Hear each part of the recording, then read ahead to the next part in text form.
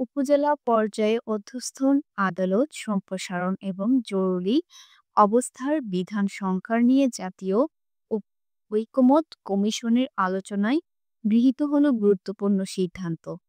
সোমবার ছিল দ্বিতীয় পর্যায়ে ১০ম দিনের আলোচনা। এতে অংশ নেয় ৩০টি রাজনৈতিক দল। কমিশনের সহ-সভাপতি অধ্যাপক আলী রিয়াজ সভাপতিত্ব করেন। আলোচনার উপজেলা পর্যায়ে আদালত সম্প্রসারণের নীতিগত ঐকমত্য হয়, তবে দলগুলো ৬টি গুরুত্বপূর্ণ বিষয়ে বিবেচনার আহ্বান জানিয়েছে। জেলা সদস্যর সঙ্গে সংযুক্তির বিষয়টি, বিদ্যমান আদালত সংস্কার, দূরবর্তী উপজেলা ছাড়া নতুন স্থাপন না করা, জনসংখ্যা ও দূরত্ব বিবেচনা, অবকাঠামো ও বাজেট নিশ্চিত করা, আইনি সহায়তা সম্প্রসারণ। বিএনপির সালাউদ্দিন আহমেদ বলেন, উপজেলায় অবকাঠামো ও নিরাপত্তা না থাকলে বাস্তবায়নে সমস্যা হবে।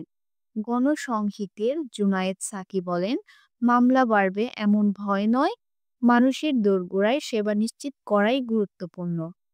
জামায়াতের হামিদুর রহমান আজাদ বলেন, দুর্নীতির ভয় দেখিয়ে আদালত প্রসার বন্ধ করা ঠিক নয়।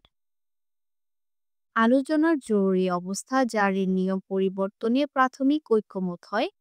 প্রস্তাব হলো সর্বোচ্চ ৯০ দিনের জরুরি অবস্থা, মন্ত্রিসভার লিখিত অনুমোদন, মৌলিক অধিকার সীমিত না করার নিশ্চয়তা। তবে মন্ত্রিসভার নাকি সংসদের অনুমোদন লাগবে, এ নিয়ে মতভেদ রয়েছে। জামায়াত প্রস্তাব করে, জরুরি অবস্থা জারিতে সরকারি ও বিরোধী দলের সমন্বয়ে সংসদীয় কমিটির সুপারিশ লাগবে। আলোচনার উত্তাপ ছড়ায়।